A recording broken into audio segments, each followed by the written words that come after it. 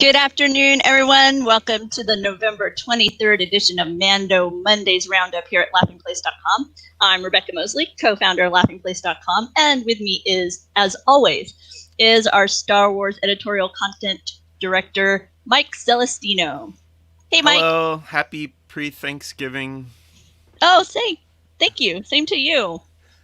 So I have to ask just a little bit off topic, but are you still basking in the delight of walking Buena Vista Street just a few days ago?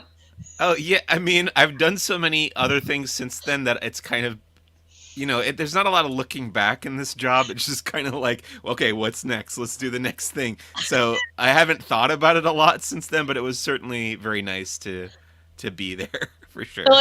it was a lot of fun to see you there, and then that evening at midnight or the next morning, depending on how you watch, is when the latest episode of The Mandalorian dropped, episode 12, The Siege.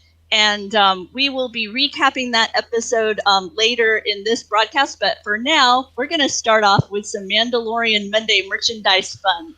And we'll start off with the some shirts that appeared at Shop Disney. Yeah, I thought these first two shirts were amusing, and I could almost see couples wearing them at the parks, at the Disney parks. Oh, Um, totally. Yeah, that'd uh, be hysterical.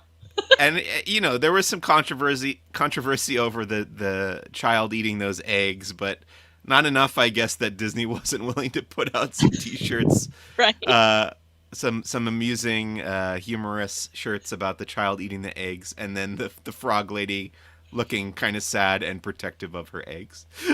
I really love the colors on the passenger shirt. Yeah, They're nice and deep colors.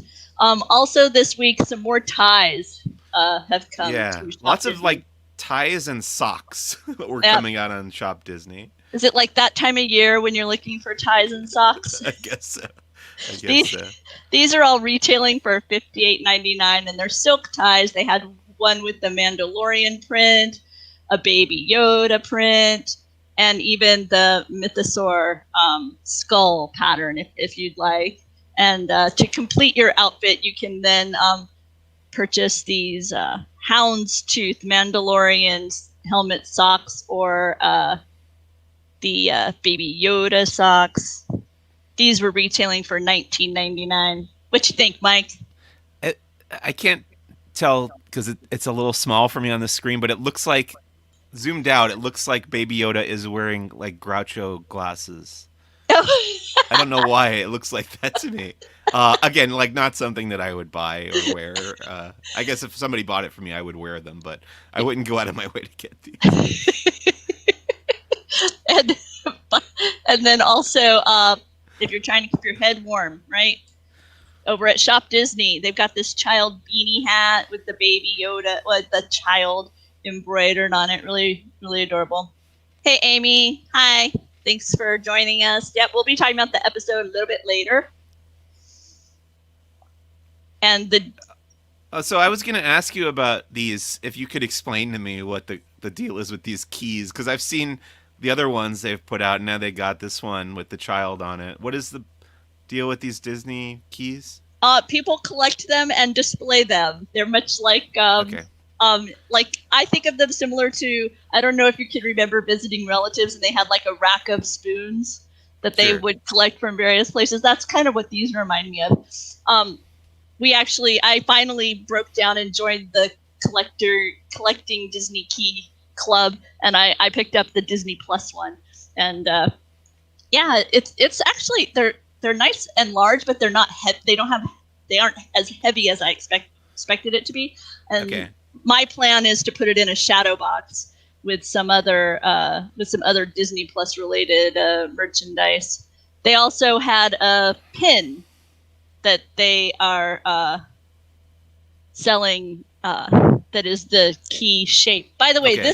this key, I should point out, is a Disney Visa card member early access collectible key. So this is a special edition for the Disney Visa people.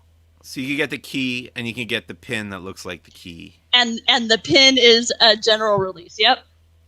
Cool. So And then this is where your expertise comes in, Mike. Yeah, so this I just put this on the list because I think it's new to Shop Disney, though this specific figure has been around for over a year. This came out before the series even started last year.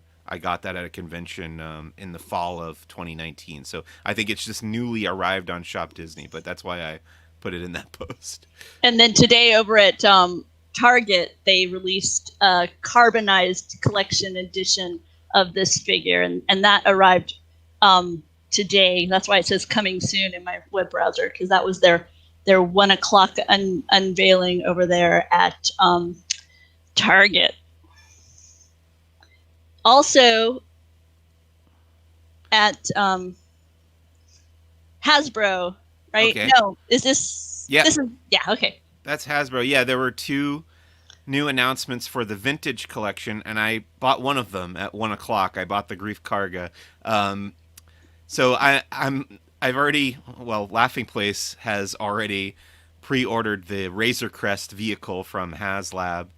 So when I get that, I'm going to review it, but I have to have the figures to go with it. So this is the 3 3/4 inch scale Grief Karga. So I just ordered that. I'm pretty excited to have that one. I've got the Cara Dune already, and then the ship comes with the Mandalorian and the child. So I didn't have to buy the child. I didn't feel the need to buy the child. But it is cool that they've also now released the child separately in that scale with the floating pram and stuff. Yeah, I like how the pram can open and close. So you can have that different view as you're staging your scene with your 3 3/4 inch figures. Mm-hmm. And then these all retail for $12.99. And did you purchase these through Pulse, Mike, or did you go directly?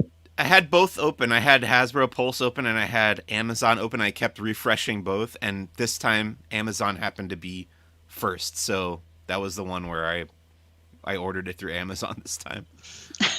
Makes sense. Yeah.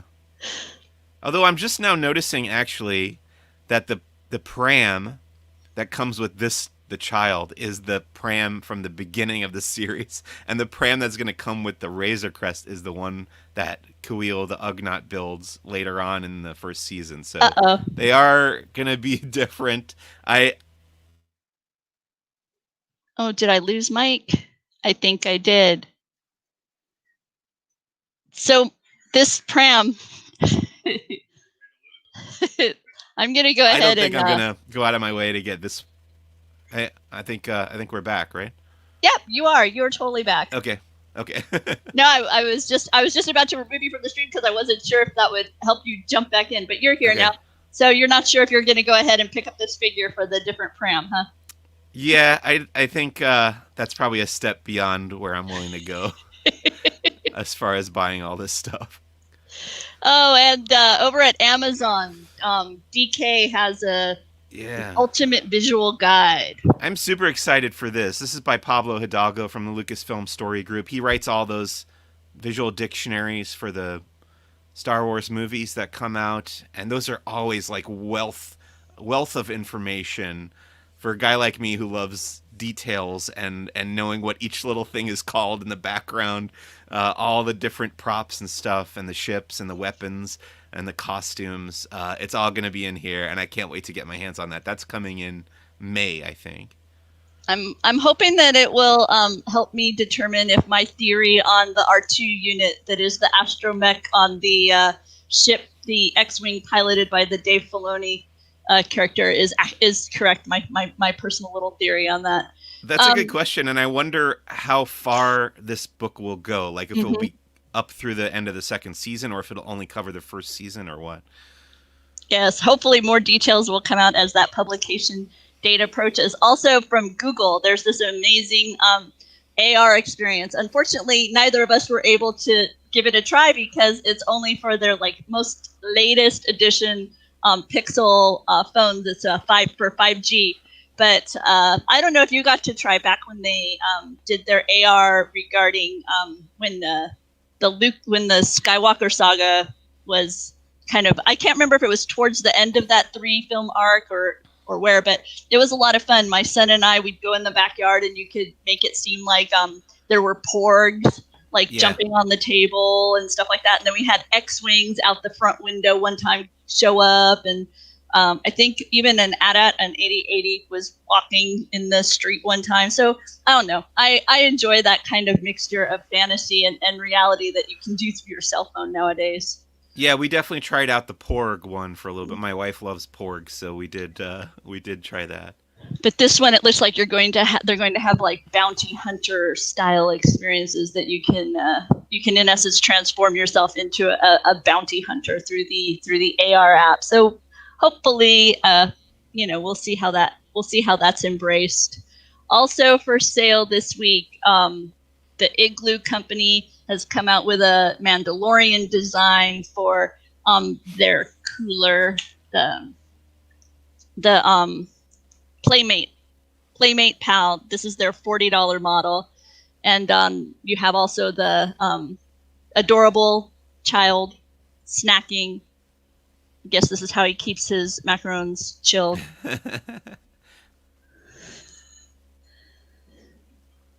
And the Lego set. Yeah, so this is now going to be the fourth Lego set from The Mandalorian, I think, if I'm keeping track right. And this is a more affordable one than the Razor Crest, which was the previous one. And this will get you the child minifigure for the first time in a $30 set. The other ones that it comes with are much more expensive. So I think this will be a popular item for kids to get their hands on those figures. And then Very it comes adorable. with a Tusken Raider. I'm regretting that this does not come with a Cobb Vanth minifigure. I think that would be really cool, but I'm guessing that was kept under wraps too much to get it to Lego in time for them to include it here. But this is based on the season premiere episode, which was called The Marshal. I like the fact that it has those battle implements that the Tusken Raiders designed, the primitive launchers that they were using against the Crate Dragon, as well as a speeder bike, because you can never go wrong with a Lego speeder bike. Yeah, when my wife saw this, she joked that you'll have to build your own Crate Dragon. Uh-huh. To be a lot of bricks to build that thing. Yeah, definitely would be. And we got a sneak peek at the Mandalorian collection that's coming to Columbia Sportswear. It'll be launching in 10 days, and it's a collection based on the child and based on Beskar armor. You have a jacket that's a 3-in-1.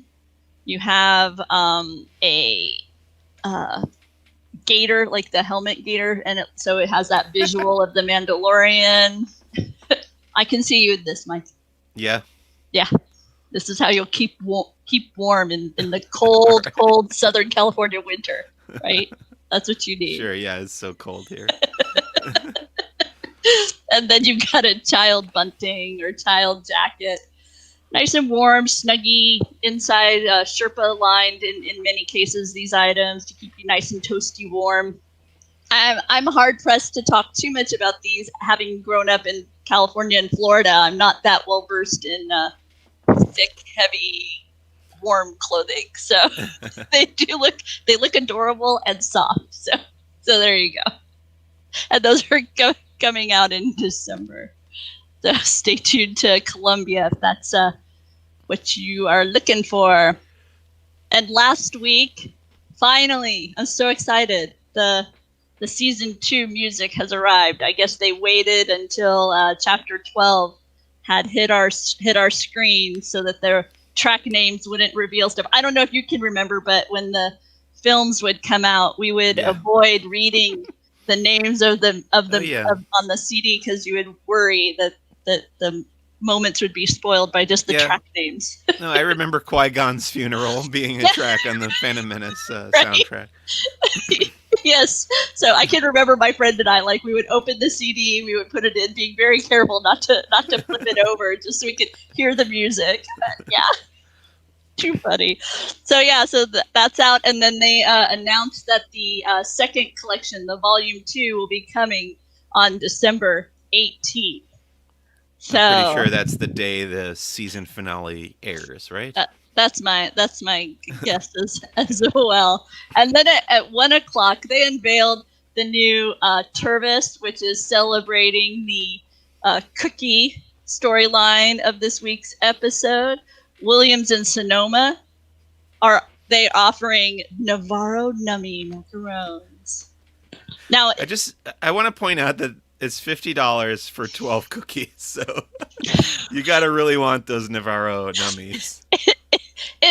In fairness, macarons can be pricey because they are a challenging cookie to make. These are not just chocolate chip cookies, but yeah, I'm with you. That is.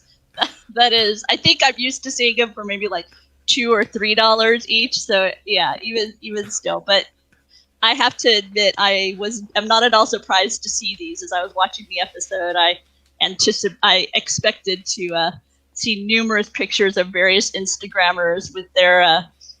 I didn't think they'd be called Navarro Nummies. I have to say. Yeah, this seemed like a thing they might sell at Galaxy's Edge eventually or something, but I guess Williams Sonoma beat them to it. Now, are we supposed to take it that these are like bantha milk cookies? I guess so. I don't know.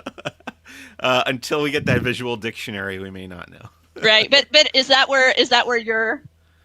I hadn't thought of that, but I just thought, okay, they just wanted another like primary color that wasn't green to go against Baby Yoda to skin. That's what they went with. Okay. There's the filmmaker in you coming out. Yeah.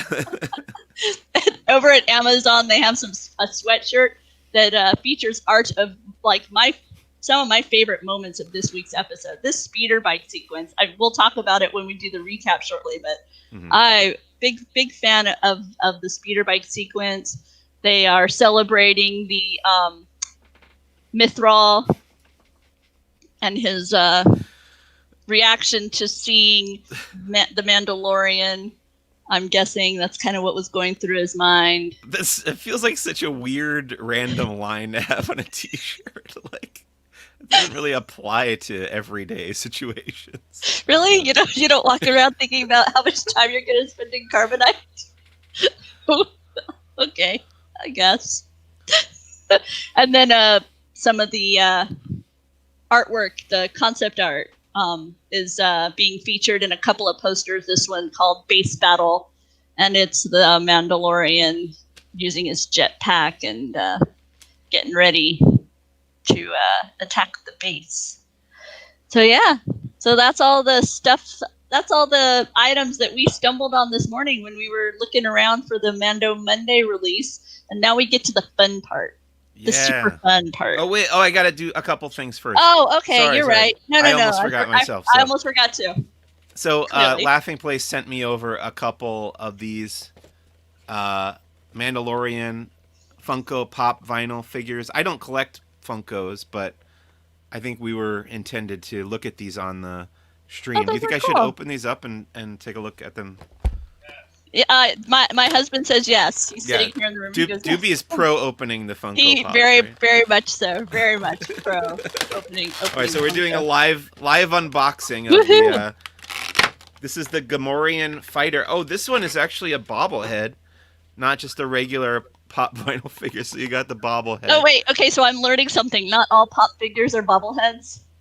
I don't think so. Okay, I'll be honest. I'm pretty sure that they're not, but don't. Honestly, I couldn't tell you. I thought that I've had some that were not, but this one is, and cool. we'll find out if the next one is going to be. This is the Gamorrean fighter that we saw in that arena scene from the very beginning of this season 2 in the first episode.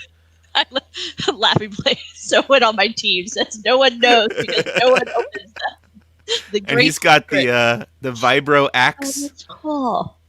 As his weapon there. So I'll set him down here, and then we'll open up the other one.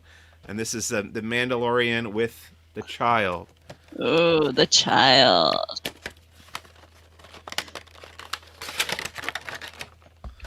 And this is cool because it's he's using his jetpack, the Rising Phoenix, as they call it. This is a bobblehead as well, and he's actually supported by a base made up of like the fumes or the clouds like coming out of the jetpack there, and you can see the flames. The Rising Phoenix. And that's kind of is that translucent like all the way through? So if I put it on a lighted base, it might like illuminate a little bit. Yeah. Oh, that'd be cool. The base is translucent. Yes. Oh, that's cool. Cool. Looks good. So we'll leave these here. Those are adorable. The child is very sweet. The pose went the ears kind of a little off. Okay, and then I have a tease of something else coming up that's Mandalorian related on the Laughing Place YouTube channel. Probably tomorrow. I'm thinking this is tomorrow based on the other stuff that I still have to do today. So last week you may remember, or maybe that was 2 weeks ago, I don't recall. Hasbro sent us over a giant box full of Mandalorian toys. An hour it took you to unbox the amazing collection of items. Right. Almost an hour long video unboxing and review of all those. It was a bunch of action figures, and there was a bunch of the child little figurines and stuff, and the Monopoly game. And then this week, we got a second box. No way! Yeah, from Hasbro. This one is exclusively stuff featuring the child. So I don't think there's any Din Djarin in here. It's all going to be the child merch from Hasbro. Oh, that's going to be... Oh, I can't wait. Yeah, I think tomorrow I'll open this up and record another unboxing video of that. Cool. It's not quite as big as the Mandalorian box was. About a third of the size, so... Well, I snuck out and purchased... We had showcased this on the site, and I ended up purchasing it myself. And I really like it. It's a Turbis mug, and with the Mandalorian helmets on it, and then they have a little adorable guy on there. Yeah, that's very cool. And I just wanted to show you inside the Funko Pop boxes were these Mythosaur skull backdrops, I guess, so the figures looked cool in the box, but also you could... I don't think there's stickers or anything, but you just put these somewhere. Yeah. I don't know. Well, you're going to put them back in the box because that's how everybody displays their pop that I know. They display their pop in the box. That way they can just stack them. It's nice. And you don't have to have special shelves. You can just have a privacy wall made out of your Funko boxes. So yeah. We should do that here, just slowly behind me. Just build up a wall of pop. So just have a big pop wall. I was thinking, because you guys have clearly set aside a space to do your live streams, and you put that nice blue backdrop there, and sometimes you decorate it for different events and stuff. And I was thinking about, since we've been doing so many live streams, that I might try to put something cooler together instead of just this chaos behind me. So maybe over the holiday break or something, I'll think about that. But yeah, this is... Someday I'll send you an actual picture of what this space truly looks like.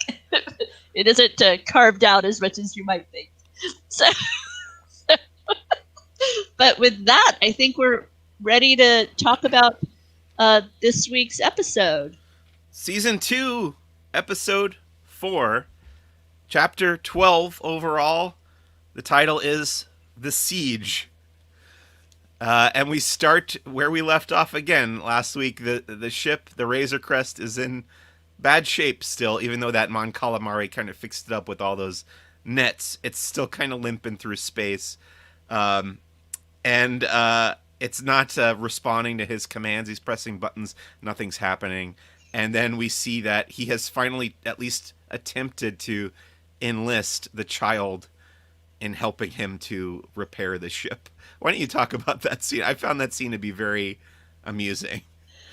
Oh, first of all, I just enjoyed the fact that we still see that his ship is covered in all this netting and ropes, and the child being in this cramped little space and dangerous. I mean, he has electric wires in his hand. This is clearly a dangerous situation, and yet he is blissfully unaware of the danger he's in and unable to follow the very simple directions, right? It's, red wire, blue wire, and the child is looking like, huh? What do I do with these? And I remember the frustration of similar scenarios as a parent offering very simple suggestions to a toddler, and it seeming as if I was speaking a totally foreign language at the time. So yeah, Yes, I was thought it was very very familiar. funny. The timing on that scene was very funny, and my question was, how are you supposed to access that area otherwise? Like, if you didn't have a Baby Yoda, I'm what do you do? I'm thinking a specialized droid. That could very well be the case, and we know that Din Djarin does not, or previously has not cared for droids, so it's possible that he just didn't want to have the droid that you're supposed to have to fix whatever is going on inside the ship there. But then we get a scene with the child and the Mandalorian drinking some soup, and a lot of people have made a big deal of him kind of lifting his helmet part way up to drink the soup. And when I first saw the episode, it didn't kind of register with me. I just thought, okay, this is just how he manages to eat without removing the helmet entirely. But people are interpreting this as, okay, he's getting closer to being able to show his face to other living creatures, which he hasn't done previously. Is that how you interpreted it? Because I like you did not see it in us in that vein of character evolution. I just saw it kind of as a moment in time. Yeah, I'm with you. I didn't read into it that much, but I guess I see where people are coming from with that. Hang on, I'll let Sure. you. I'm having a little bit of a computer issue at the moment, so sorry, Mike. That's okay. So they have a conversation about what they're going to do with the ship. Well, it's kind of a one-sided conversation, with Mando saying that he doesn't think they're going to make it to the planet where he's going to meet Ahsoka Tano, with the ship being in the shape that it's in. So he has to make another pit stop and get some more repairs, which is becoming a pattern with him. But they decide to go back to the planet Navarro, which is where this whole series really got started. It's where, we saw most of the action in season 1. This is the most frequent planet that showed up in season 1, and then we get to go back there and we see the Mandalorian covert, the little hideout where the Mandalorians were sequestered on Navarro, has been taken over by a gang of Aqualish thieves. If you remember the character Ponda Baba from the original Star Wars film, this is the same species as Ponda Baba. Yeah, kind of a walrusy type character. He was called Walrus Face in the original okay, that's action why. figures. Yeah. Okay. So then Cara Dune shows up, and they actually call her the Marshal in the subtitles, in the captions. And apparently she's been cleaning up the town since we last saw her, and she takes care of these thieves, and she says she's going to bring all the stolen goods back to the people that they belong to. And then we go to the airfield. We also get introduced to this little creature right there in the image, who I just called a space weasel, but I don't know if he has a real name. Okay, I was going to ask, because this was an unfamiliar what species or character or whatnot. So I was curious if this is something that had popped up in your reading or gaming at some point. No, I didn't recognize it, and I haven't done a lot of research to see whether it's existed before. But the cool thing about it to me was that it looked like a puppet. Like, for the most part, it seemed like in most shots it was a physical puppet that was on set, which is always fun for me, rather than just making it a CG monster. And then, I don't know if it's getting ahead, but I noticed in the concept art that they showed at the end of the show over the credits, he had certain behaviors that we didn't actually end up seeing during the show. The image seemed to show him like breathing fire. Oh. And I was like, oh, he didn't do that in the episode. So, I wonder if that's like something that they dropped, or if that is something that we will learn about his species. So I don't know. It was one of those. It's always fun to look in that concept art for little differences from that stage of pre-production to what the show actually looks like in the end. I think there are always little changes that you can notice. Oh, see, Tinkerbell comes in and says that she read it was called a lava mercat, and that would fit Okay. a little bit of that fire breather element that we saw in the credit imagery. So, thanks, Tinkerbell. Cool. Yeah, and it's a lava planet, Navarro, so that makes sense. Okay, so the next scene is the Razor Crest arriving in the airfield on Navarro, and Grief Karga, played by Carl Weathers, who also directed this episode. We should mention that. And I thought he did a pretty good job. And if you look at Carl Weathers' IMDb page, you'll see that he's actually been directing a lot of TV episodes going back decades. So he has experience in that. I'm pretty sure this is probably the highest budget thing that he's ever done, but he's been on set obviously a bunch in this series, so he knows how things work. He's seen the volume. He knows how the puppets work and stuff. So again, I thought it was a pretty competently directed episode overall, and I really enjoyed the humor and the pacing of the kind of the buddy film type interplay between the characters, especially the Mithral. The way that his character was realized in this episode. So I give that credit to the director and his messaging to the actor in that role, because that's a very bizarre figure. Right. And he came across delightful and kind of cuddly, funny, which is not an easy task when you're blue-gilled. Right. Okay, so Mando exits the ship. We get kind of a reunion between the four of these characters. People have pointed out that Grief Karga is acting kind of grandfatherly toward very much the child, very which much. is pretty adorable. It was. You're taking good care of this guy, aren't you? That kind of thing. And then the way Kara kind of steps up and cuckoo, like gives him a little cuddly was, there was a familial camaraderie here that was delightful.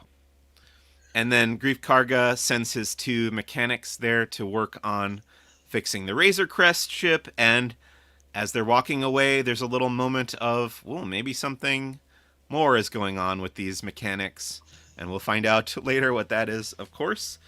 Then we are walking through the streets of Navarro City, and the very cool detail here that people pointed out that you can see in that shot right there is the IG-11 statue people have erected to honor one of the heroes of, I guess, liberating the city from the Imperial Remnant last season. So I thought that was a neat detail.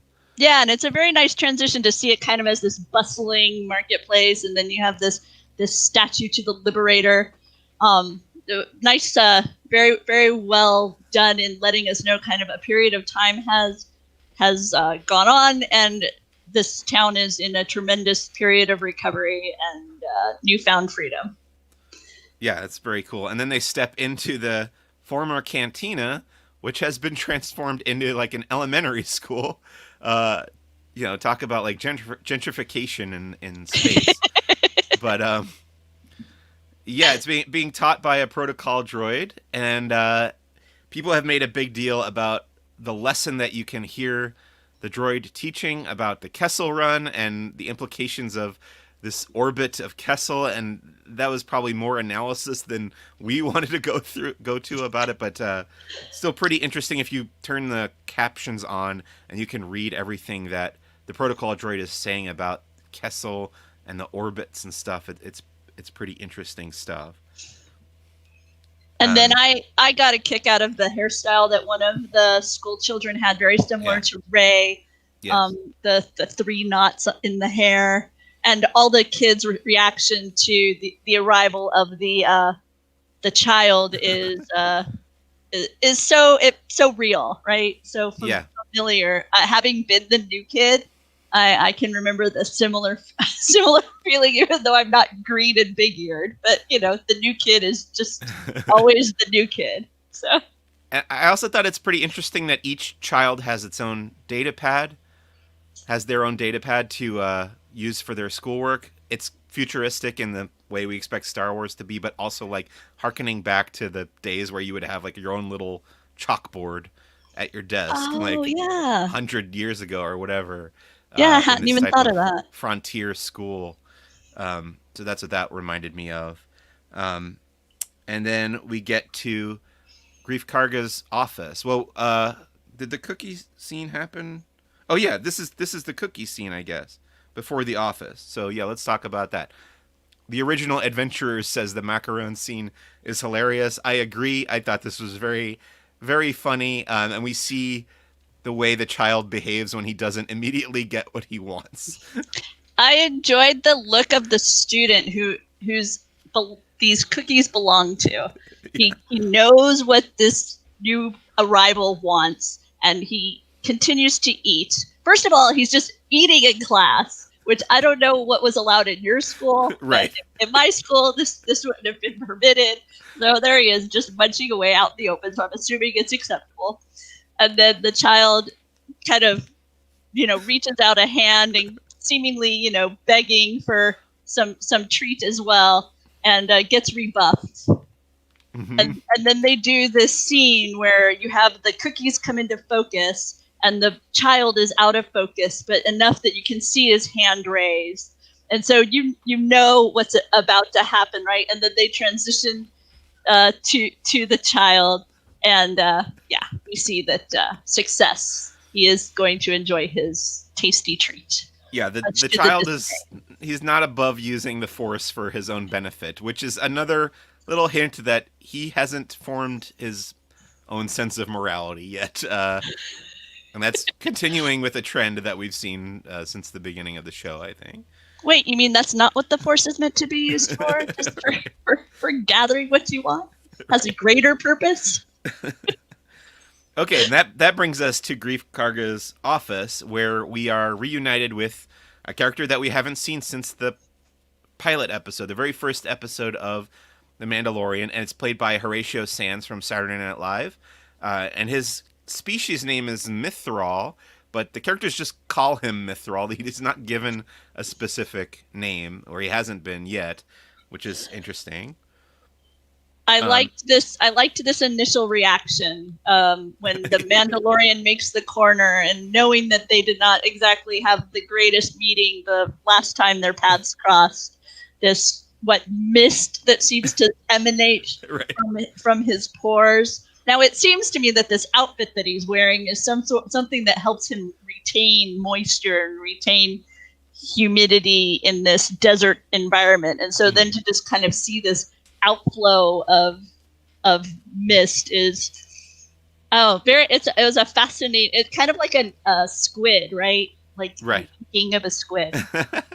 So we get a little bit more history about this character. We find out that he was an accountant working for Grief Karga, and he was doing some funny business with the books, and then ran off on his own. And that was where we picked up at the beginning of the series, where Mandalorian had to track him down, froze him in carbonite. And since then, he's been unfrozen, and now he's working off his debt to Grief Karga. And I think we're told it's like 150 years or something. Or it's very long. Years. Yes, yeah. It's a very long penalty that he's trying to make his way through. But we don't know how long this species lives for. Although Grief Karga is a human, I'm pretty sure, so he's not going to last that long. I don't know. Well, I hadn't thought about that part of it. Yeah. And then we get, similar to earlier this season, we saw a holographic map of Tatooine. Now we get a holographic map of the planet Navarro, where we're shown Navarro City that's been cleaned up and the Imperial remnant has been eliminated. But on the other side of the planet, Cara Dune tells us there's this Imperial kind of holdout base, and they want Mando's help in taking out the base since he's got some time while the ship is being repaired. Now, are you getting to... I've seen some complaint that people are getting to the point of a bit... I don't want to say frustrated, but that might be the best word. That we keep running into this Mando's on a quest, this ultimate quest, and then something gets in his way, and he has to help them solve their problem before he can keep going on his. I find it familiar and enjoyable because it harkens back to, for me, things like Knight Rider or A-Team, where you constantly have these guys stumbling upon the downtrodden and they help them out and they continue on their journey. But I've seen some people are frustrated. Which camp are you finding yourself, Mike? I understand the frustration, especially, last week we were told, oh, you're going to go see Ahsoka Tano, and I asked you to predict when are we going to see Ahsoka Tano. You said episode 5, which is next week. So I think you're going to be right on the money with that. And I think that at this point the series has established this pattern where not every episode is going to further that plot. Although I will say that this episode starts out like a side quest, another one of these pit stops, but turns out to be quite a bit more important to me mythology-wise than I would have expected from this first half. So I don't really have a problem with it. I understand the frustration of people who are, especially people who are younger than you and I, who are more familiar with like the heavily serialized form of storytelling that's been established in television, like HBO series over the last 20 years. But yeah, before that, in the 80s and beyond, TV was very, very episodic with almost no like overarching storyline. Right. So this I think is a healthy mix of those two things. And you're right that this episode did a great job of kind of priming us for it to be a quest, non-story pushing moment, like a task, and then it threw us a bit of a curve a little bit later. So yeah, most definitely. So Mando agrees to help them out. They're going to go eliminate the remnant and free the planet. And they take the Landspeeder, and Mithral is driving his personal Landspeeder, apparently, across the lava flats to the other side of the planet. So we get beautiful images of Landspeeders and a little bit of dust kicked up and grand sweeping visions that are part of what I adore about Star Wars, these explorations of the geography of the area. So I've watched this way too many times now. And then we pull up to the entrance, and it turns out that the controls to open the door have been melted by, I guess, the lava flow actually going through there. So they can't get in at the base of the base.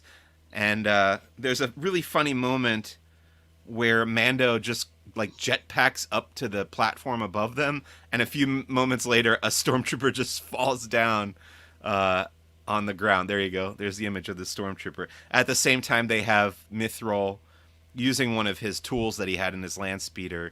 I think they called it a flange cutter, to hack into the melted door controls there. The humor here was well done. This is where Mithral reminded me a lot of the John Candy character in Spaceballs. That's a really That's a hit. Though his role in this whole sequence on the base very much was kind of harkened back to that particular role. So that's a really good observation. Yeah, I hadn't thought about the possible influence of that.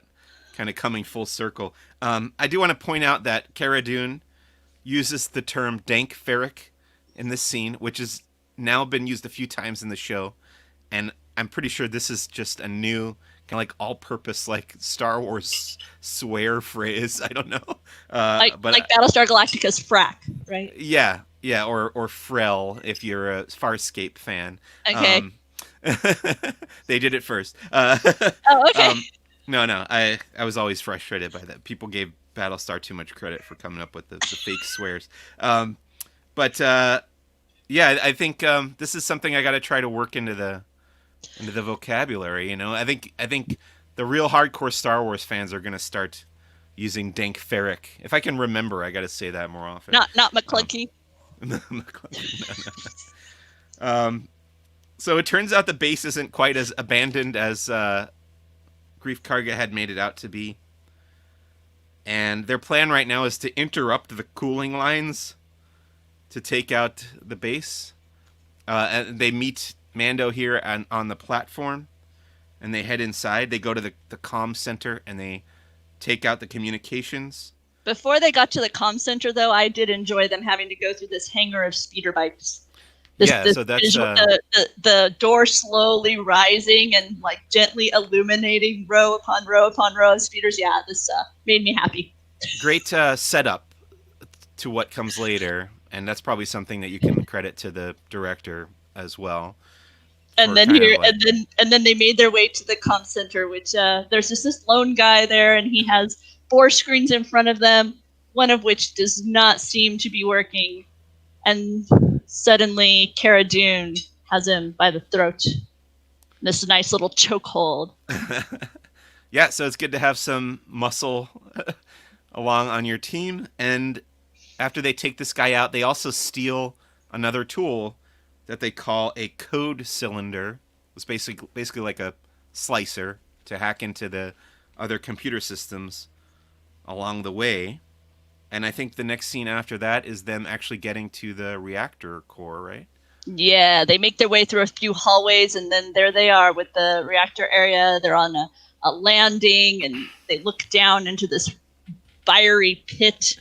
And so this scene is a very nice callback to the original Star Wars film when Obi-Wan Kenobi deactivates the tractor beam and has to walk along the outside edge of that control panel where there's no guardrail, and then of course they hang a lampshade on it here, and they have the Mithral point out that there's no guardrail and it isn't exactly safe. Nobody, we see this all the time in Star Wars, these very deep chasms with no guardrail around them, and finally somebody has pointed it out in universe as probably not the best idea. It was very funny to see a man who is not slight in waist navigate the narrow ledge, because the ledge was clearly not meant for a svelte figure like the Mithral here. And yeah, I agree. It was the joke finally acknowledged by the character that, hey, why didn't somebody put a rail here? Where's OSHA? We gotta take care of this. So, and once they get this reactor, countdown started to destruction. Yeah. Then we get some nice scenes of them running through the base. Right. He says they have 10 minutes to evacuate. And like you said, they take off running through. There's some reinforcements that show up. There's a lot of blaster fire exchanged here. And then we come up to what I thought was the most surprising and revealing and interesting scene in this entire episode to me. Was not expecting this at all. I thought this was just going to be like a fun action adventure kind of episode. And we get into this room where there are 2 technicians, and as soon as they see the intruders, they start yelling, "Destroy it!" And they start blowing up their own little panels and stuff. And then we get the reveal of what they're actually, or a glimpse into what they're doing. These giant tanks with what look like attempts at cloning, I guess is the best way to describe it. And when I saw this, I immediately thought of The Rise of Skywalker and the scene at the very beginning where Kylo Ren shows up on the planet Exegol at the Emperor's little secret enclave there and finds those tanks with Snoke in them. So to me, this is early attempts to clone Emperor Palpatine. That was the immediate thought that I had. That's what these guys are up to. That's why the client and Moff Gideon wanted the child to get his DNA, and we're going to hear a little bit from Dr. Pershing in a minute through the hologram and stuff. We get a little bit more information. But what was your immediate thought when you first saw this? Once the scene was over, thinking on how the scene came about, I loved the choice to, in essence, have us experience what we were about to see through the figures. So you see Kara's reaction to it. You see, you see the Mandalorian. You see the blue light, reflecting off of him. And so there's this concept that what we're about to turn and look at is horrible. And so then when you had this reveal and realize what is going on and what ugly purpose they're seeking the child for.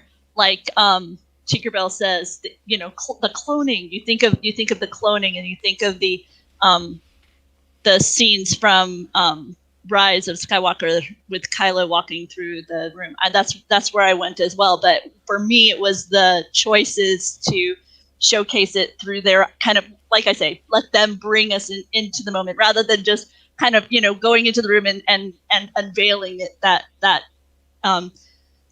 filmmaker choice. I was very impressed and appreciated it very much. Yeah, me too. And I have seen some other alternate theories as to what's going on here. Let's talk about the hologram though for a second, because we then I think Mithral hacks into the panel there, and we get the hologram of the Dr. Pershing character who we saw a couple times in season 1, and he talks about how basically they need to get the child back because they've run out of the blood that they took from him at the beginning of season 1. We also get the very first reference to midichlorians in live-action Star Wars since the prequel trilogy, which I was floored by. Was not expecting that at all. He talks about M counts, which is a very not too subtle way to reference the midichlorian count, and he talks about how they need a subject with a high M count to further their experiments. So the alternate theories that I've seen about what's going on here is that Moff Gideon is not involved in the efforts to clone Emperor Palpatine, but is instead trying to give himself force powers, which I think is very interesting and something that we haven't quite seen before. So that would also make it interesting. But the tanks to me just screamed like clones, you know? So for that reason, I didn't quite buy into that theory. Original Adventurer says this, that they felt that, because a lot of people feel that one of the figures there is very similar visually to Snoke. And so they see it as a Snoke reveal. And so they say that, you know, they found that Snoke reveal insane, and they knew that they wanted Baby Yoda so that they could create Force-sensitive clones, but didn't anticipate it connecting directly with Snoke. For me, the Moff Gideon, I'm hard-pressed to see him not kind of being shadow puppeted by Palpatine's wishes, based upon what we know of him so far. I'm still curious if we'll learn more about kind of the inner workings of the Empire, for lack of a better word, because you seem to have different factions in a way in it when we encounter them in the Rise of Skywalker saga. So I'm curious if we'll see a bit more of that reality explained, and perhaps that's what people are feeling with this Moff Gideon storyline. But for me, just the fact that he visually is so similar to Vader, just so much of it to me just feels like right in line with what the vision of Palpatine would be. So yeah, I think at this point I feel like it's equally possible that, you know, they're trying to clone Emperor Palpatine, or that we'll find out that Snoke was kind of a failed clone of Palpatine, a kind of a distorted clone of Palpatine or something like that. Maybe that's the direction that they're going in. I don't know. I feel like there's a lot of different possibilities, but I don't think people are far off when they see Snoke, the imagery, and reflected in the imagery of that scene. No, I don't think that they would have chosen these floating bodies, and, you know, these liquid floating bodies and this skull shape with this scar if they didn't want us to link it to Snoke. Now, could it be that we're linking it too heavily? Maybe, but I would agree with you that I don't think that they would go there visually if they didn't want to take us along that path. I had to laugh with the M count, because so many of my friends just really struggle with the midichlorian thing. Really wounded a lot of my passionate Star Wars friends. I did not find it so, because I love the notion of kind of a blend of science and religion, and the mythical can be somewhat explained in the more tangible, but that doesn't necessarily make it less mythical. But I know for others, midichlorians is a very I'll triggering word, and so I found it humorous that they went M count rather than say we need someone with higher midichlorians, you know. Well, when you think about the Star Wars sequel trilogy that just finished last year, I think when J.J. Abrams wrote The Force Awakens, he very deliberately took a step back from that kind of scientific explanation of the Force and steered it more toward the mystical again, because I'm sure like I did, and like a lot of people in my generation did and his generation did, the idea of like quantifying the Force in that way felt a little sacrilegious.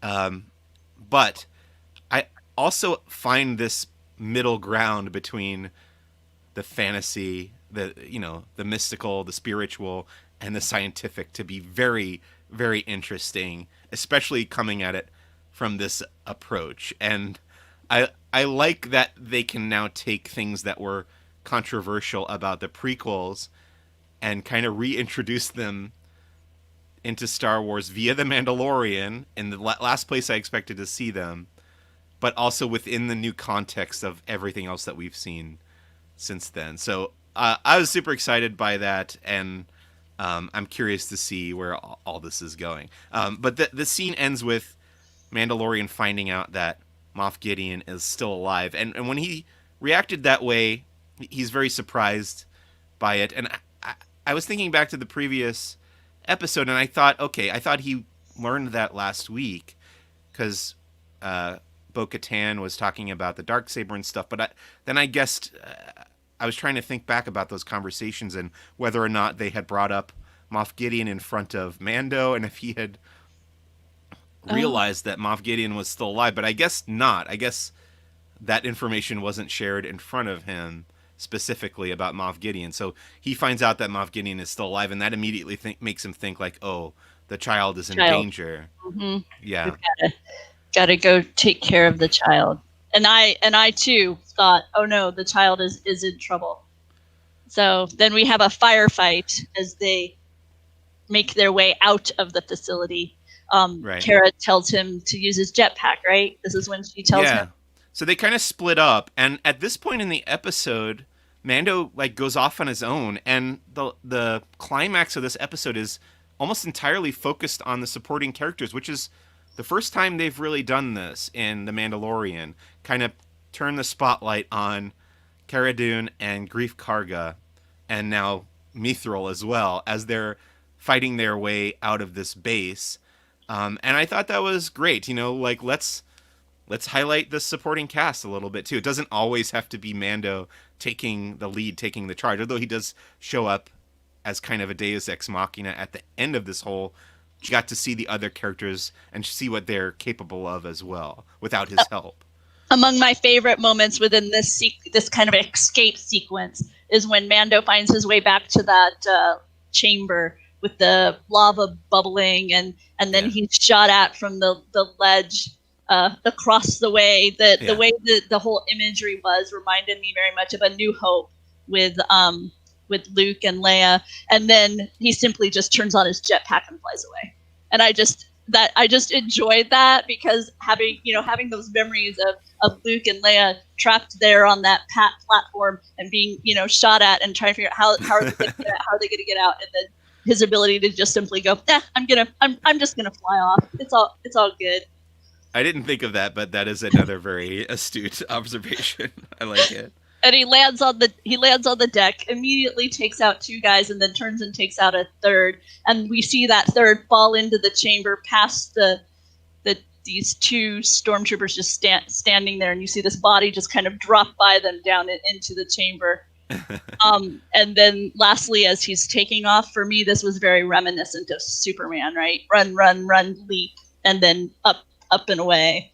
And so these were all, things that for me, connected with very specific cinematic and television moments that were delightful. So I enjoyed it very much. Absolutely. And then the other three protagonists get to the landing platform, and there's a whole bunch more troopers out there that they have to deal with. We also get some more slapstick kind of comedy from the Mithral character as he's like trying to find cover behind some of the crates and stuff. He clearly isn't the fighter. He clearly hasn't been in as much firefight as the other two figures with him, as he struggles to figure out when to shoot. It seems. So Cara Dune steals the troop transport, and we've seen this vehicle in The Mandalorian before. It was also famously introduced as a action figure vehicle way back in the Kenner days of Star Wars action figures. And we get a whole big chase scene as they drive. Well, first they close the blast doors so they can't get back into the base, and she just decides, I'm going to drive off the edge of this platform and down into the canyon below, and they fall and sadly crush Mithral's Landspeeder on the canyon floor down there. The sequence is so fun because you're like, woohoo, they're free, and then crush, and then they land right on top of it and speed away with the crumpled Landspeeder there behind. So, and then we get the epic chase by the speeder bikes. This reminded me a lot of the chase scene in Raiders of the Lost Ark. One of the best action scenes, one of the best chase scenes in movie history, in my opinion, of Indiana Jones when he's driving the truck with the Ark of the Covenant in it, and the Nazis are chasing him and stuff. So, very well choreographed action scene. You get a lot of... Go ahead. No, I appreciated the destruction at the beginning with the two spikes just careening into each other in the chaos of the pursuit. They didn't have to do anything. The guys kind of took themselves out. And then the other thing that I appreciated was the way that it seemed so real, because with this sticking down the foot, right, to drag yourself as you're making the turn. Right. There's just something very, very tangible about that. And in fact, it made me go back and watch the Return of the Jedi Endor sequence, just to, kind of get a feel for how was this different from that moment. And that was among them, that it just this moment right here, it's so simple, but just this dragging the foot in the dirt. It's so good. Yeah, in a weird way, you think this should be actually less dangerous than the Forest Moon of Endor, because that had all the trees all over the place, so you could crash into it any second. And this is a pretty wide open chasm that they're going through. But these guys are rusty. They've just been sitting up there on the hilltop, just manning the station. That's true. We do get some cool stuff with Grief Karga and the turret cannon in the troop transport. And also, Cara Dune takes out one of the bikers by just kind of ramming him up against the wall, which also reminded me of Indiana Jones a little bit. And then that little mini action scene within the larger action scene ends with Grief Karga shooting one of these biker scout troopers point blank with the turret cannon as he's standing he's going to drop the thermal detonator into the cockpit there, so he kind of saves them at the last second. And what I enjoyed was this way the scene plays out is you see the cannons turn to the character, the gunfire, you see the vehicle safely traveling, and then simply his helmet is just kind of rolling there in the canyon behind them as they make their way off. And they're safe. A good moment. Woohoo! It's time to cheer. My wife was disappointed that the helmet was empty. Ew. That might have been too gory for Disney Plus if they had done it the other way. But so at this point, we see a bunch of TIE fighters taking off. These are called the Outlander TIE fighters, the ones that have the folding wings. And there's another big extended chase scene / action sequence. And we get more action with the turret cannon versus the TIE fighters. Turns out Grief Karga doesn't have great aim when things are at a much further distance. And then we get in the canyon walls. At first, I thought that was like a deliberate choice. Like it was some way of, he was trying to create some sort of rock wall collapse and it. But then I realized, no, he's just a bad shot. Yeah, I was wondering that too, but it didn't really come into play. I did want to point out that somebody has a line. I think either Grief Karga or Cara Dune says, "Can't you get this thing to go any faster?" And I'm pretty sure that's like a word for word line from The Empire Strikes Back that Princess Leia says. So we've talked about this before, how they like borrow little lines and stuff from the Star Wars movies. So I appreciated that.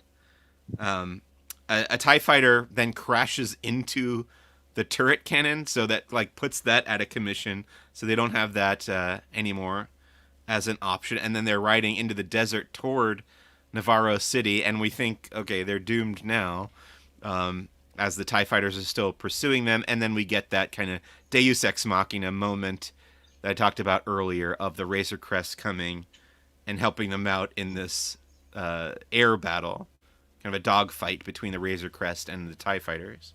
That was so epic and reminded me of when Luke is in the trench, right? And then the Falcon comes. Yep. So it was, once again, I was like, woohoo! Very good. And there's some very funny moments of the child's reactions to being in this action scene. Not only is he also still eating those cookies that he stole from that kid in the school, but he's also he's treating it like a roller coaster. Like he's got his arms up in the sky, and then it concludes with him regurgitating, I guess is the best way to put it. Yeah, I enjoyed the way that they broke up this aerial dogfight between this humor with the child and then his friends on the ground kind of following him through these, binoculars and cheering him on as he's doing all of this. And so you're wrapped up in all this excitement and all this tension and thrill. And then when that ship explodes, we go back to the cockpit and the child is just kind of limp, like just kind of spent. And then just pukes, and I just thought it was very fun the way that whole interplay happened during that sequence. It was a lot of fun. Yeah, so now you can get those cookies yourself and recreate that scene. And then Mando grabs his cape and wipes it off, right? Just whatever was available. Grabs his cape and or some part of his tunic or something, and just starts wiping off his face with it. Right. So I think part of the point of that whole dogfight scene is to show us that the Razor Crest is back in like tip-top condition now. So we're thinking, okay, now he can continue on his quest. Grief Karga radios up to him and asks him if he can buy him a drink, like to thank him, or what he can pay him. And he says it's an even exchange for the repairs. And he wants to leave before Moff Gideon finds out what's going on and returns to Navarro.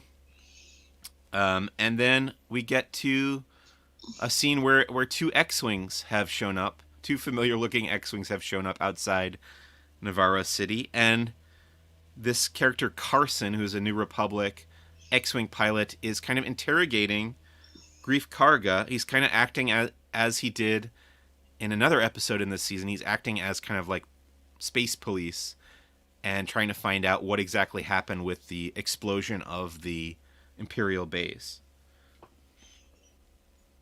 I thought this was another good kind of exploration of what X-Wing pilots were, kind of doing during this time period. Another example of them is kind of, a law enforcement type scenario. And I was frustrated because yet again that X-Wing was just a little too far away to be able to really see what astromech droid was in the back seat, but so I keep hoping. And we do see both X-Wings, but we don't see Dave Filoni as his character Trapper Wolf in this episode. It's just this guy Carson, and he asks him about the Razor Crest, and Grief Karga says, "I never said anything about a Razor Crest," and he's talking about some droid that took the record of the Razor Crest coming into town, and he said, "Oh, that droid's out of date," and confuses anything that was pre-Empire or something. So I guess he kind of takes him at his word, and Grief Karga kind of sends him on his way because he doesn't want this New Republic influence on his like burgeoning town of Navarro City here. Everything's going smoothly other than the empire that they just dealt with. So he doesn't want the new empire, the New Republic, having any kind of influence here. And then we head outside, and we see that Cara Dune is feeding that adorable little weaselly thing that she had saved at the beginning of the episode. And I love how she's just kind of casually leaning up against the post, just tossing treats at this little figure before she is then has a discussion with this X-wing pilot. Somebody told us what this was called before. It was a lava meerkat. Yeah, what it was? The lava meerkat is what I just made the connection between the meerkat here and the meerkat in Jon Favreau's The Lion King.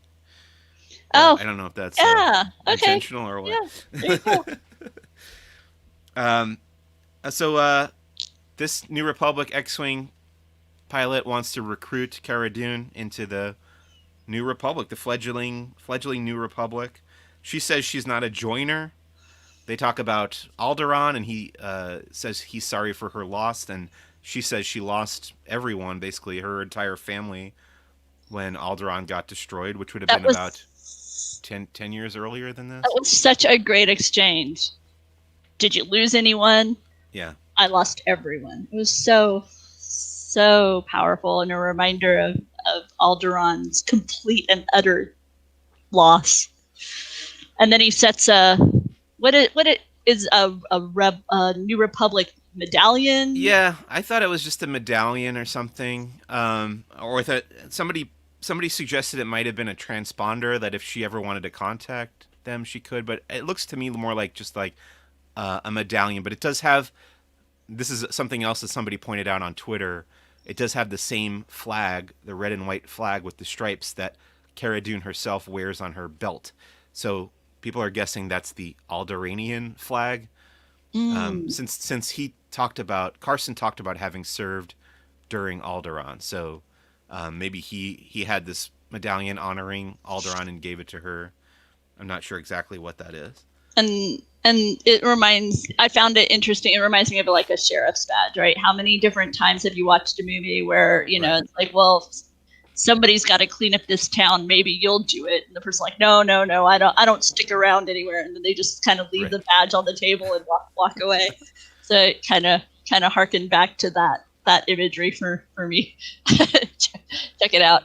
That's Timon's space brother. Timon's space brother. Yeah. I like it. Okay, then we get to the final scene of the episode. It's kind of like a little coda and a little cliffhanger teaser for what might be coming in the second half. I do want to say before we get to this, we have now at this point exhausted every single shot that we've seen in the trailers for The Mandalorian Season 2 have been in this the batch of first 4 episodes. So we have absolutely no idea what's coming in the second half of the season. Those last 4 episodes are entirely mysterious to us. I'm very excited about that.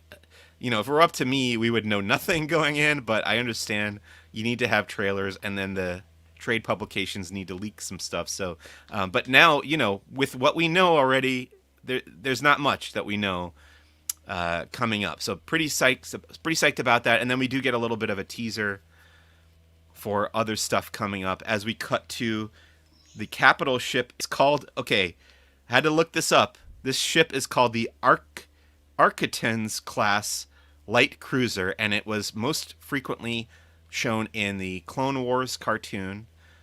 So Moff Gideon is using an older and a smaller type of Star Destroyer. And we find out immediately that those mechanics, or one of the mechanics, had placed a tracking beacon on the Razor Crest. So that's going to lead into some conflict in the coming episodes, I'm sure. And then this officer here, the Imperial officer, says that the mechanic is going to be well rewarded in the new era. And this, to me, is a hint at the First Order. and what we see in the Star Wars sequel trilogy. What did you think of that? Agreed. My brain went to the same place as yours. This is now very clearly tying us directly in to the story arc that we saw in that trilogy, and I'm excited to see how they will, in some ways, I expect, reshape what we experience, because that can often happen. You kind of add a different facet to it, and it causes you to, take a little bit of a different view of it. For example, that with the animated series that came after Attack of the Clones, we now view certain elements of that film in a different way because of the lens that Filoni gave us in that series. And so I'm interested to see what Favreau, Filoni, and crew, how they shape our view of this final saga. Right. I'm with you on that. And then we get a very short scene with Moff Gideon himself, and he asks if the Mandalorian still has the asset. And of course, we know that he does. And the episode ends with a reveal of another project that Moff Gideon seems to be working on with some Imperial technicians, some scientists.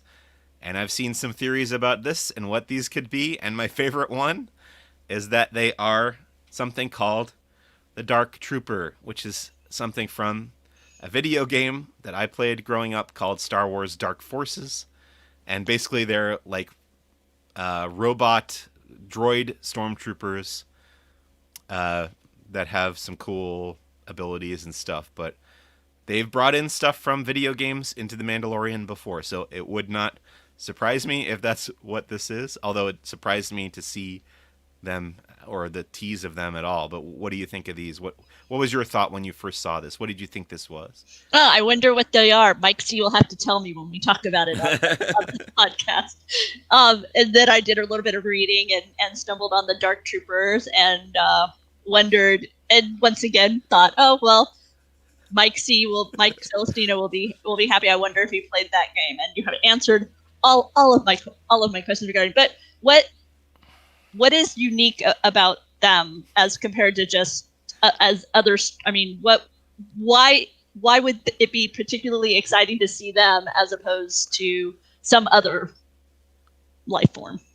I mean, it's exciting to me because it's a reference to something that I enjoyed growing up that I haven't played in a long time. But again, it's been 30 years since I played Dark Forces, or close to it, and I don't recall exactly what was so special about them. I should have done more research going into this discussion, but I suspect we'll find out. And people have also pointed out that the uniforms that the scientists are wearing in that scene are the same uniforms that the scientists are wearing in Rogue One when we see all the Death Star scientists lined up on the platform with Galen Erso. So some kind of tie-in to the research around the Death Star, maybe, or maybe that's just the Imperial scientist uniform that they all wear. I don't know. And then, as Tinkerbell points out, I did hear this as well from others, that the audio commentary that you can do for those who are visually impaired. They have an audio commentary that you can watch with, and it describes the scenes that are happening on in front of you, and they reference them as Dark Troopers. But it's hard to know if that's a term of like what you're discussing, the Dark Trooper, or if it's meant as kind of a visual interpretation of what you're looking at. So time will tell. My suspicion is Dark Troopers. I mean, it would seem like they might use some other term if they didn't want you to draw that direct comparison. And I love the idea that they're bringing in these gaming references and these gaming experiences into the world. I like that your passion and investment in the franchise is paying off. It is paying off in this way. It's cool. Yeah, I mean that's what The Mandalorian is. It's just an entire series of Star Wars fan service in the best way possible. That I don't mean that derogatorily, if that's a word. But I do love the idea now that the descriptive audio on each episode might be another way to get more information Right. that hadn't occurred to me at all. Because you kind of taught me to watch it with the subtitles, the closed captioning on, and now I've been doing that. But yeah, there you go. Now you have an entire episode length, basically commentary of somebody describing to you what's on the screen, and you might get little tidbits out of that as well. Who knows? Yeah, you can watch. I will admit that I've watched this episode 3 times already, and because of what was going on, I actually just had it on visually because I was just taking notes on it, and I didn't even have the audio on. It was just on visual because I'd seen it twice through, so I knew it already. And then the third time I was watching it, I didn't even have the audio running. I was just visually watching it to make notes for this, and it's just so beautiful. I just kept being just drawn in, and I couldn't believe how compelling I found it, even just without any sound, just the action and the landscape and the framing and just all of it. The other thing I wanted to mention to you, Mike, was the concept art for that sequence with the I don't know what to call them. Yeah. If you zoom in on one of them, he almost looks kind of like Maul. Like he has those. So it's like a Dathomirian Zabrak. Yeah. So I'm it's an interesting, and none of those in the concept art to me looked like Snoke. Now that would be something if, in addition to attempting to clone the Emperor or whatever, they're also trying to clone the other Sith Lords that we've known. Wouldn't that be wild? That would be above and beyond the level of fan service I come to expect from this show. But yeah, you know what? Why not bring in Darth Maul too? Who knows? Yeah, it was just one of those things that I noticed in the concept art, which, by the way, is available over on Mando Mondays. They have a thing called the Mando download and the Mando bounty hunting highlights, and over there they offer lots of accompanying images for the episode. But this episode was just so well done. I thoroughly enjoyed it. You've watched it 3 times, and I've watched it 3 times, which is the most of any of the episodes this season that I've watched. And I think that makes it the most like rewatchable, certainly. And I remember that morning, because I got up super early Friday morning and watched it, and then my wife woke up, and I was like, I want to watch it again. Let's watch it. I'm ready to go right now. So we watched it again, and then I watched it again while I was taking my notes and stuff like you did. So yeah, to me, this is the most rewatchable episode so far in season 2. Although I will say that I think the premiere episode is probably my favorite of the 4 that have aired so far. But this one's probably the most fun, I think. I think for me, this one has for my taste, the balance of what I appreciate about Mandalorian the best. It has the freeze frame story plot, evolution. It has the humor of the child, the camaraderie of the Navarro trio, the firefight, the beauty of a unknown to me planet, right? The beauty of a planet. So it's just, like I say, for me, when I think of what it is that I enjoy about Mandalorian and what I look forward to each week on this Disney Plus series, it kind of, it hit all of them in a very, very lovely way. So I am super, super, super excited. This was not so many of the ones recently when they've ended. I've felt like, like it almost felt like it finished mid-sentence. Right. And this didn't feel mid-sentence. This felt like, we're done. Let's take a moment and go forth. Yeah, that's a great point. And such a good mix of, like you said, action, adventure, excitement. A Jedi craves not these things. No, but it's okay. You're known for your lack of passion for the Jedi in there. their Right.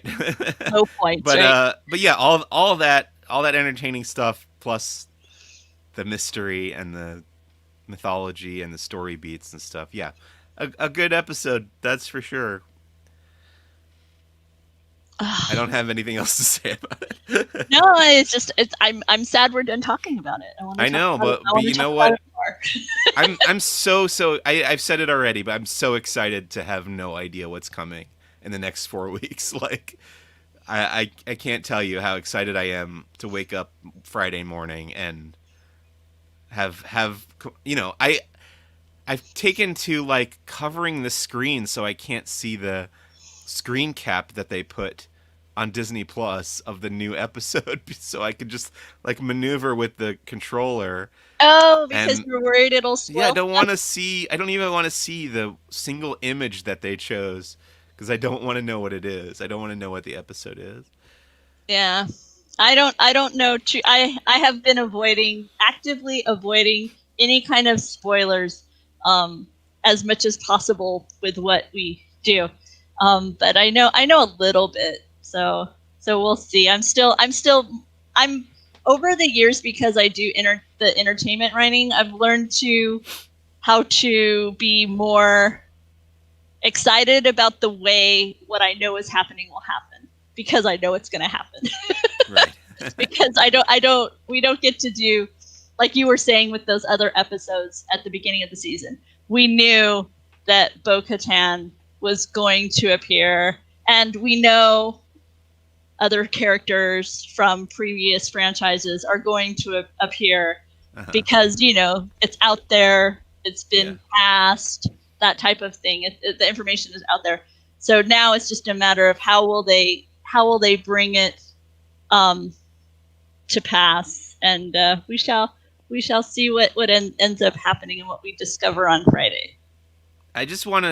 I want one of these next episodes to not end with the Mandalorian and the child taking off in the Razor Crest and flying off into space. Let's change it up a little bit. I just want to see that not happen at the end of one episode. It would be weird. What would they do instead? Just like, I don't know. He can be tossing him into the air, like now that we know that he likes to be thrown about. Well, if you've been enjoying today's episode, please subscribe and ring the bell for alerts. Mike and I are here on Mondays around 1:30 to talk about the latest Mando merchandise and the latest episode of The Mandalorian. If you're enjoying it, also you can hit the like button so other people will discover this as well. We appreciate the comments that we've received during today's episode. Laughing Place is a 24/7 Disney fan site. We cover a whole multitude of the Disney empire. We cover the theme parks, the Star Wars universe, Marvel, you name it. We've got ESPN. ESPN. So yeah, we've got a lot of stuff always happening here at Laughing Place. In fact, right on this very YouTube channel at 4:00, Mike and I will be back along with a few others on our team to discuss the latest Disney parks news. I'm sure among that we'll be talking about Joe Rohde and his announced retirement in January. And also we have on Tuesdays, we have a Disney trivia contest that we host here live at 7:30 p.m. Mike and I will be back. I'm not sure if this week we're going to have a Star Wars headlines show, right? Not this week. I was told that we're not doing that this week. So we usually host that on Thursdays, and so not this week, but next week, check us out. We do a wrap up of what's happening outside of The Mandalorian when it comes to the world of Star Wars, be it new comics, new collectible releases, and other news. I suspect we'll have some a little bit. Oh, see, like for example, in my world, I got my Cloud City postcard from D23. I got that too. That was pretty cool. And my Hoth pin. Yep. Right? Yep, I got that too. It's pretty neat. Those finally arrived. So I was excited to have those. Oh, there you go. So yeah, so always lots of fun stuff happening here. Thanks again for joining us. We will see you all again. Okay, I'm sorry, but Benji comes in and says the endings of the episodes reminds me of Incredible Hulk, right? When you just have Banner kind of moving on to the next. Okay, sorry, I had to share. But thanks again, everyone, and we'll see you all real soon. Bye for now.